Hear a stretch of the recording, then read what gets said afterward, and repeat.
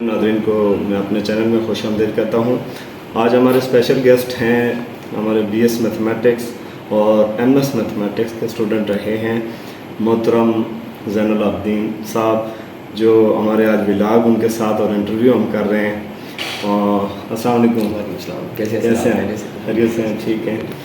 Introduction करा दें हमारे अपने नाज़रीन को ताकि पता चले। अस्सलाम वालेकुम, my self Zainul Abidin, BS and Masters graduate of SNS. First of all, I would like to thank Sir Safir Satti for giving me the opportunity to speak about myself. Sir आपका बहुत शुक्रिया।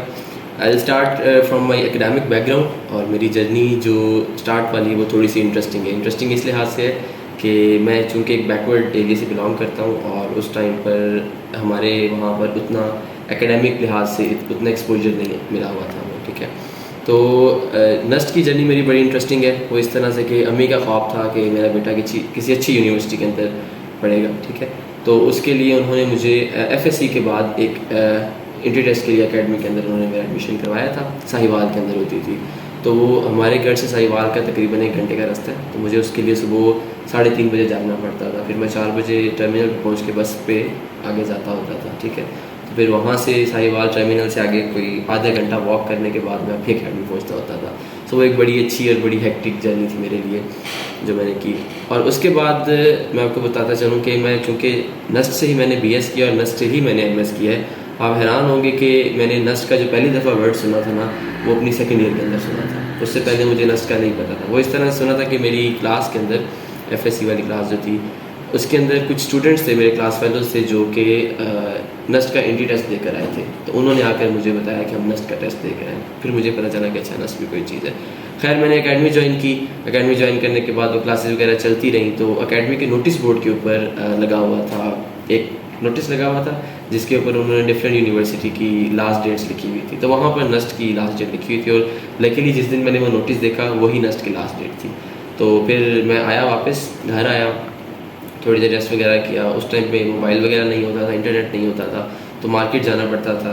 जो फ़ोटो कॉपीज़ वाली दुकान होती थी वहाँ पर जाके हम इंटरनेट कैफ़े के ऊपर अप्लाई वगैरह करते होते थे। तो वहाँ पर उस बंदे ने अप्लाई करवाया मेरे से और उस बंदे ने ही मेरे से पूछा था। मैंने अपनी प्रेफरेंस पहले रखी मैकेनिकल इंजीनियरिंग, फिर इलेक्ट्रिकल इंजीनियरिंग, क्योंकि पता नहीं था कौन सी फील्ड है, क्या नहीं है, क्या है। तो फिर मैंने कहा इंजीनियरिंग। उस टाइम नस्ट का पोर्टल देखें तो उसके ऊपर जो नेचुरल साइंसेज है ना, उसका अलग से एक पोर्टल होता है, अप्लाई करना होता है आपने उसके ऊपर। तो उस बंदे ने मेरे से पूछा था कि आप मैथ के लिए भी अप्लाई करना चाहते हैं। मेरा कोई माइंड नहीं था, तो मैंने कहा जी कर दे, खैर देखते हैं। तो खैर फिर 25 अगस्त को मुझे इनकी तरफ से मैसेज आया था कि आपका एडमिशन मिल गया। और फिर मैंने BS यहाँ से किया, BS मैथ यहाँ से किया। उसके बाद फिर एंट्री टेस्ट के बारे में थोड़ा सा बता दें, आपने क्या पोजीशन थी, क्या प्रेफरेंस?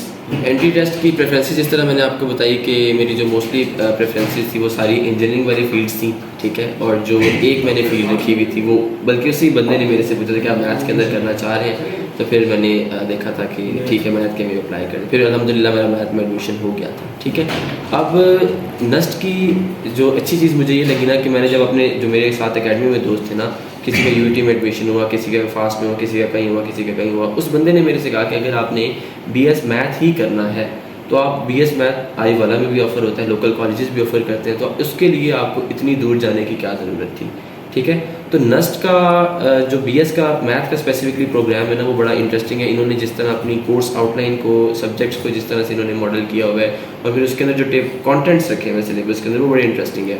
और सबसे अच्छी चीज़ इनकी ये है कि आपको ये फाइनल सेमेस्टर के अंदर 3 डिफरेंट स्ट्रीम्स देते हैं, जिसके अंदर डाटा साइंस की स्ट्रीम होती है, प्योर एंड अप्लाइड मैथ की स्ट्रीम होती है और देन इकोनॉमिक्स की स्ट्रीम होती है। तो आप अपनी इसी की बेस पर सेलेक्ट कर सकते हैं कि हमने आगे जाके क्या करना है। जिस तरह मैं बात करूँ तो मेरा BS मैथ के अंदर था, MS भी मेरा मैथ के अंदर था। MS के अंदर मैंने अपनी रिसर्च को थोड़ा सा मोल्ड किया था फिज़िक्स के अंदर, मैंने फ्लूइड डायनामिक्स के अंदर बेसिकली काम किया था। तो उसके बाद अभी जो मैं प्रोग्राम कर रहा हूँ ना, वो मैं मैकेनिकल इंजीनियरिंग के अंदर जा रहा हूँ। तो नस्ट ने जो हमें एक बेस दी थी ना मैथ्स के अंदर, वो इस तरह की बेस दी थी कि हम उस चीज़ को यूज़ करके किसी भी फील्ड के अंदर काम कर सकते थे। अभी आप हैरान हो गए कि मैंने जो डॉक्टर राय सज्जाद हैं सीख से उनके अंदर काम किया था MS के अंदर। तो हमारी जो पहली पब्लिकेशन थी वो अल्हम्दुलिल्लाह ब्लड फ्लोज के ऊपर थी, जिसमें हमने ब्लड फ्लो को एनालाइज किया था और उसके अंदर हमने कार्बन नैनो ट्यूब्स की इंटीग्रेशन की थी। तो अब आप देख रहे होंगे ब्लड का फ्लो जो है वो बायोलॉजी के अंदर जाता है, ठीक है।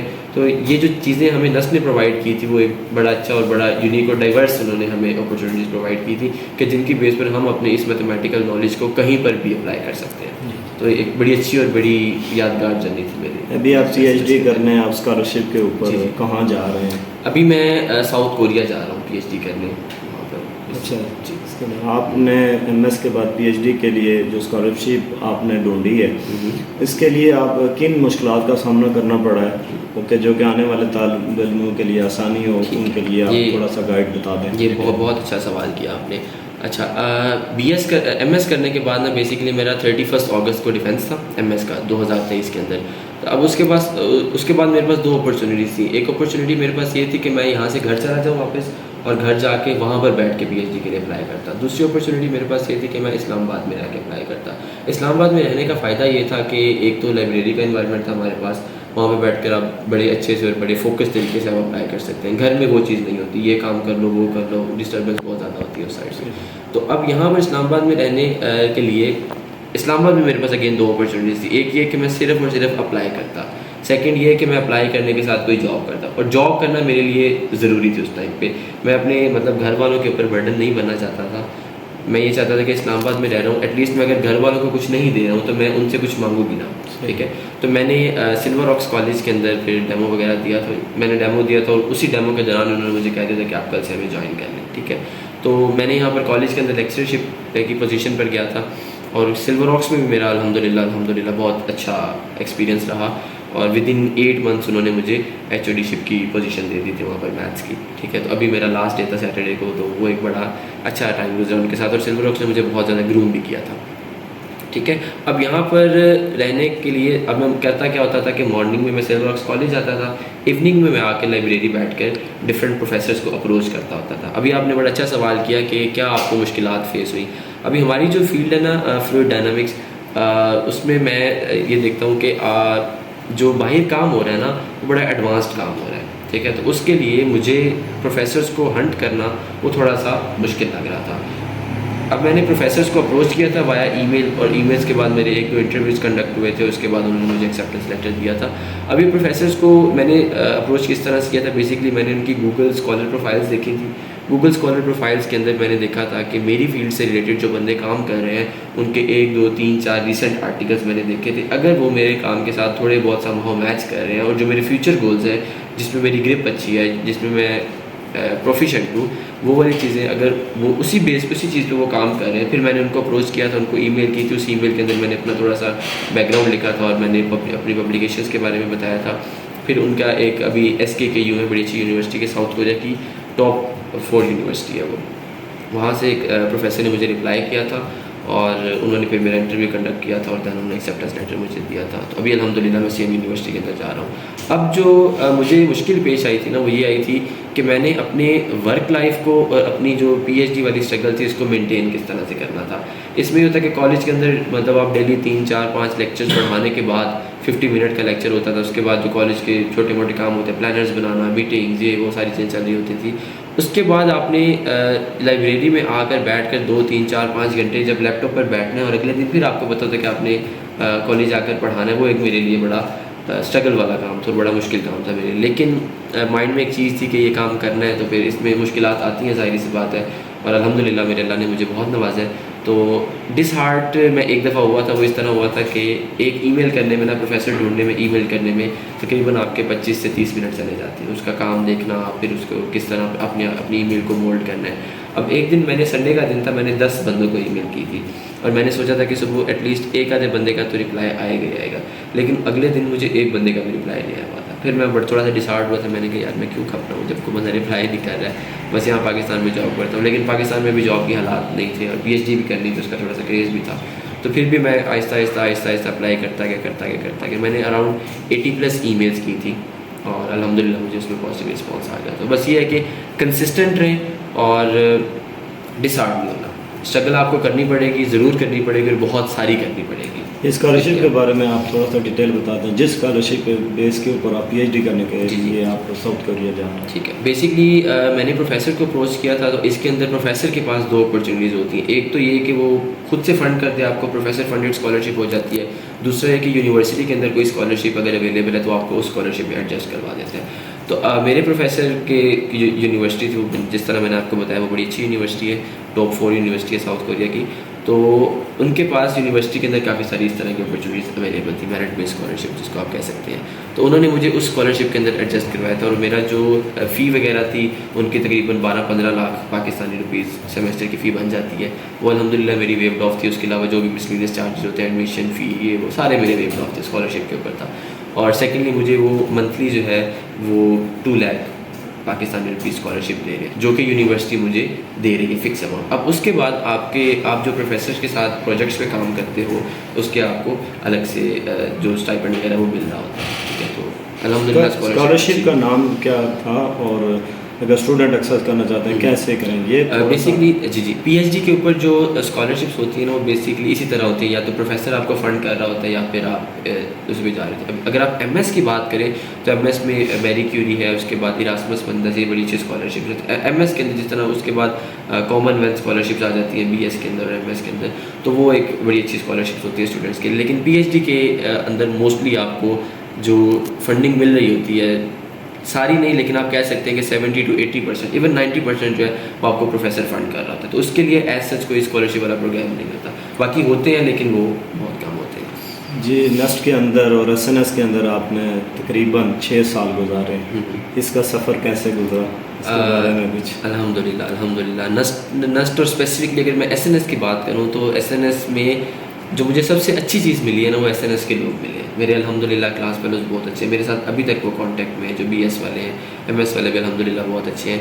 तो मेरे क्लास फेलोज़ सबसे बात, और दूसरा यहाँ का जो स्टाफ है वो बहुत सपोर्टिव है।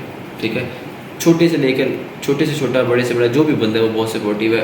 मुझे नहीं याद पड़ता कि मैं अपना कोई भी प्रॉब्लम किसी बंदे के पास लेकर गया, उस बंदे ने आगे से मुझे मना किया।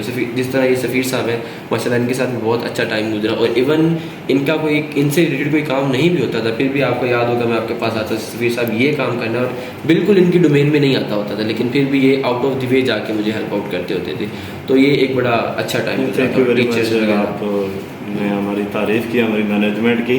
तो आने वाले जो तलबा हैं उनके लिए आप क्या मैसेज देना चाहते हैं? ठीक है कि नस्ट कैसा है?